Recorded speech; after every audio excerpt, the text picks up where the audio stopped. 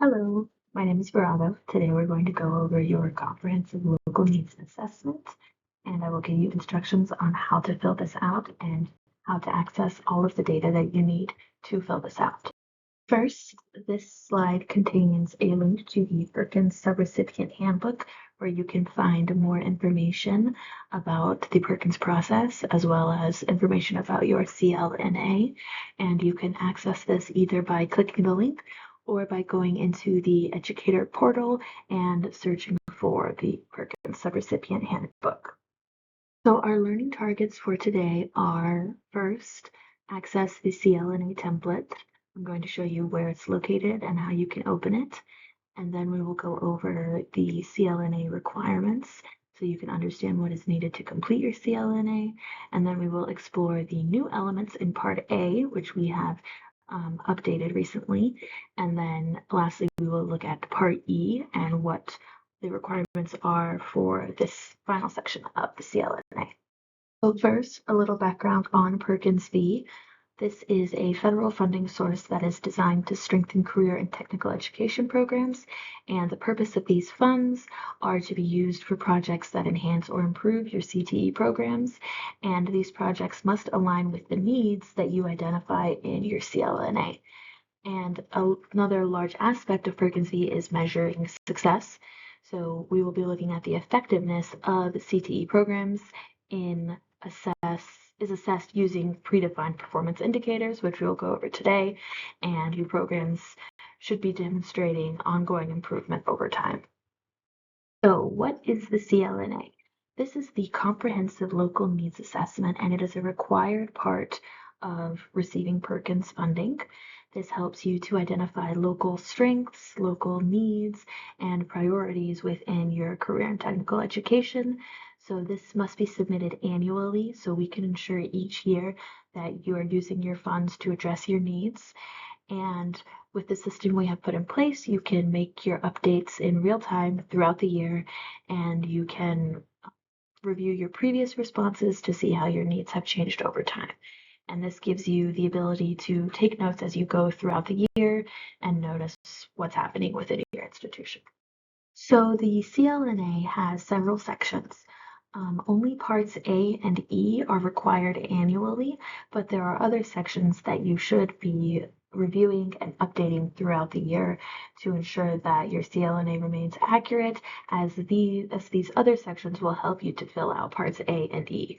So looking at Part A new, this is where we're going to examine your student performance, and this includes a performance improvement plan if any of your areas are not meeting the state-determined goals. And Part E looks at equal access throughout your CTE programs. Now, those are the two that must be completed annually. The others to be reviewed and updated as needed are Parts B1, which looks at the size, scope, and quality of your programs. Part B2, industry and occupation alignment. Part C, program of study implementation. Part D, recruitment, retention, and training of qualified CTE personnel. And you should always be updating your stakeholders as those continue to evolve. One of the big changes starting this year is we are shifting our concentrator methodology change. So starting with the 2023 through 2024 school year, CTE concentrators are now defined as students who have completed at least 2 courses in a single CTE pathway program. And this methodology change means that more students will be counted as concentrators, and thus more students will be included in your measures and your enrollments. The first step to filling out your CLNA is locating the template. This will be available in your share file, and once you arrive in your share file, you can click the Perkins non-data folder, and then you will find a folder for your CLNA. Now, if your school is in a consortium, then the consortium leader will have one CLNA file that is located in their share folder. So the administrator of the consortium should share this with your institution as they deem necessary. And if you have any trouble accessing share file, you can contact McKenna at the following email address. After logging into ShareFile and navigating to the Perkins non-data folder, and then selecting the CLNA folder, you will see a file labeled CLNA secondary. So download this file to your computer and fill out the worksheets or make any updates within your CLNA, and then save the file to your computer using the same name, CLNA secondary. Do not change this name. And then you will upload this back into your ShareFile account. To upload the CLNA back into your ShareFile account, select the purple plus icon, then select the upload option, and then you can either drag your file in or select browse files and select it manually. Again, make sure the name is still CLNA secondary, and then select the final upload button. Now you will see the date next to the file named CLNA secondary is the current date. And we keep the same name so that you can view all previous iterations of your CLNA simply by clicking this blue double-paged icon, and then you can scroll through all previous versions. Now, this image gives a little breakdown of everything we've just covered, showing you where your CLNA file is and what it's named, how the update will change to the most recent dates, and the blue button you can select to see the previous versions, as well as the purple plus icon used to upload. And you'll also see this folder labeled stakeholder documentation, and this is the supporting documents that you can upload that relate to the findings that you've noted in your CLNA, and this can include meeting agendas, meeting notes, summaries of conversations, email exchanges that you've had pertaining to the topics covered in your CLNA. Okay, now moving on to the individual parts of the CLNA, we're going to look at Part A, which is the evaluation of student performance. So the goal of Part A is to use performance data to drive continuous improvement, promote equity, and ensure accountability in CTE programs.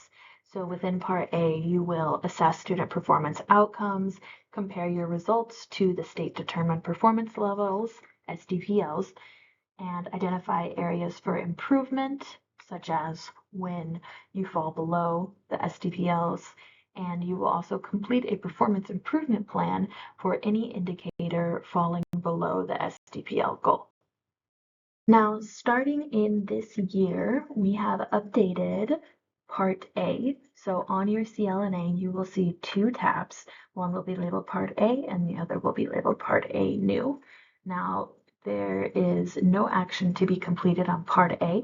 This is provided for your reference only, as it contains the data that you previously filled in, as well as the questions that you previously answered. Part A New is the tab that you need to complete. Now, we have gone in and pre-populated your data for 2023 through 2024. We have also updated all of the SDPLs for the upcoming 4 years. And in addition to those, we have added a new question for you to answer as you conduct your analysis. And we have begun using performance improvement plans. Now, to fill out Part A, you will also need to use your disaggregated data. And disaggregated data refers to the data being separated by groups. So instead of just seeing the graduation rate for your entire school, you'll see the graduation rate broken down by race, sex, special populations, etc. So to access this file, you, within your ShareFile folder, will select the folder labeled data, and then look for the file labeled Perkins measures. So it'll have your district number first and then Perkins measures. And then you will use this data to answer questions under Part A New as well as Part E. So this is a screenshot of a sample set of disaggregated data along with the first question you have to answer under Part A New. So in this example, we can see that under our special populations, we have homeless individuals and youth in foster care that are falling below the statewide target for four-year graduation rates. So you would then list out those two populations within the first gray square under question 3. Now, for the next question, we're going to be looking at any programs that have performed below the state-determined goal. And in this screenshot, you can see that we have cabinet making and bench carpentry, as well as construction trades. So in the purple square, you will list out each of these programs. As you are looking at your Perkins measures data, you may notice that you have data showing for pathways that your LEA does not offer. So the origin of this issue is that cross-listed courses cause the students to populate within each pathway that the course is cross-listed with. So, for example, medical terminology is used in 6 different health programs. So, students that are taking that class will be displayed as being within all 6 of those pathways on your data, even though your LEA does not offer this pathway. Now, this data duplication only occurs for the special populations and the pathway measures. This does not affect your grand total or gender or race categories. And we have gone through and highlighted all of the approved pathways that your LEA offers in your Perkins measure data sheet. And we've included this comparison so you can see which programs your LEA could offer in the future. So this is something you can discuss in your CLNA, or you can disregard these non-approved pathways. This slide gives you an example of a performance improvement plan. So starting in this year, if a measure from the most recent reporting year falls below the SDPL, which you will see as indicated by the red X, then the corresponding section of the performance improvement plan must be completed by your institution. So, for example, we can see that this year our sample institution has fallen below the statewide goal for our 4-year graduation rate. So then you will scroll down to the bottom part of your CLNA Excel file, and you will see this pink performance improvement plan. And there's a section for each performance measure. So this one is 1S1. So you will identify which area your institution fell short on. You will identify, in this case, it's the population, students with disabilities. You will then list out your action steps. Who are you going to work with? How are you going to identify what issues are happening? And then list out all of the other fields. And this is a great opportunity to gather stakeholder input. This can be from your students, from your teachers, or even from the parents of the students that belong to this population.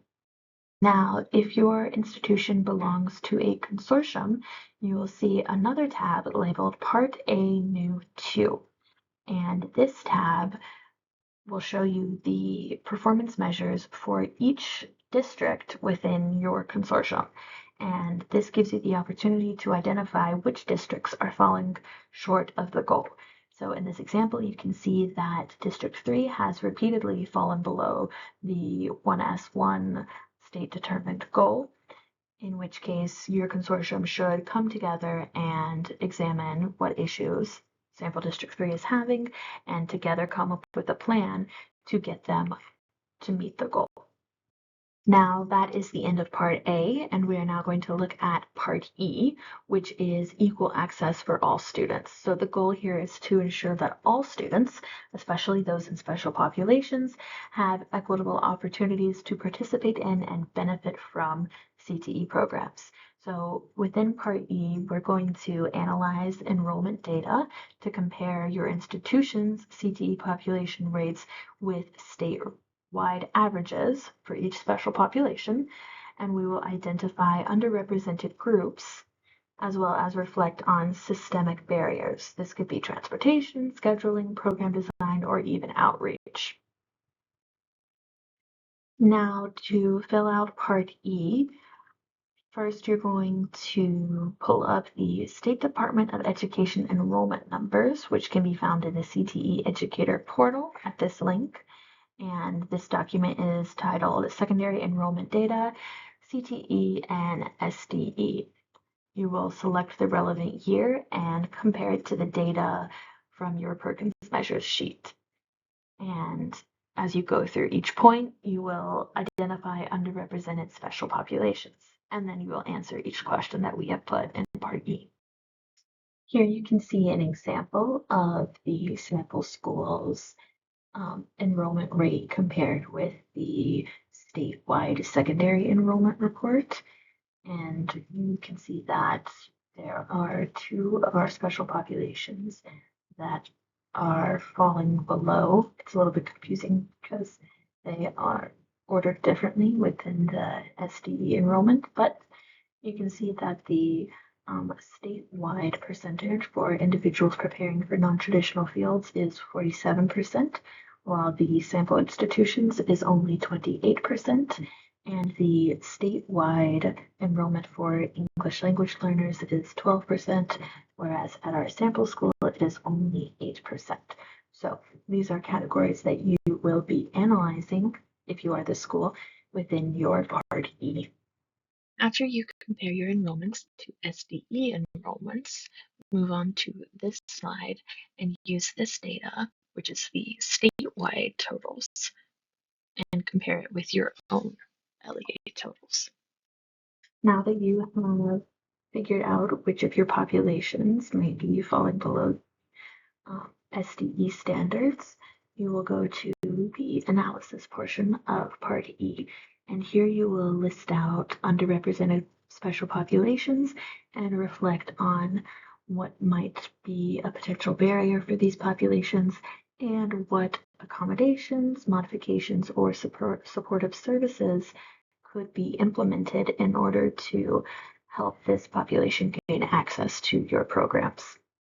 This slide shows the next set of questions within Part E, which can be found below the previous set. You will use the same data to respond to these questions. The final step of Part E is to list out the needs that can be addressed with your Perkins funding. So which of these special populations that are facing some barriers in accessing your programs can be helped via using your Perkins funding.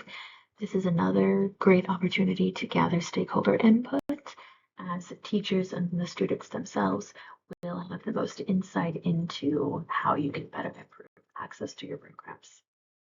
This completes our CLNA instructions. If you have any questions, you can contact me, Virago, or Jennifer Pope at the following email address or phone number. Please don't hesitate to reach out if you need any sort of assistance.